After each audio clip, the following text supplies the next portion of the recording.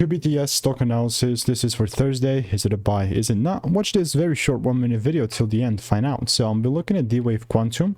It's decent, 13% up, increase in price. And I mean, I've made more videos than anyone else in this space with the most proof documented of 39,000 videos. So all I'm looking to do is still take potentially things up, meaning that yes, this is a decent demand zone, but I never got my confirmation yet, and it seems like it's aiming for these highs, which is totally solid. Because also, if I see a shift above there, this is something to be reckoned with, you know.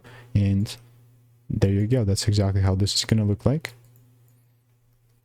It's just the same thing, but not topping lower, which is solid, you know. Not anything is supposed to tap lower. You can see the QBTS beforehand. I mean, I do have the proof to back up my claim when I say this was made when this was like a $2 or $1. It was like 163 at a time. It's tough times. 4th of November, and since then I've just looked it up like 4 or 5 times towards the upside, looking for like a yet again, but rules must be met first. I'm not willing to just choke on this. So if you want to make more money trading in a simple and lean way, click the first link in the description. It's free newsletter.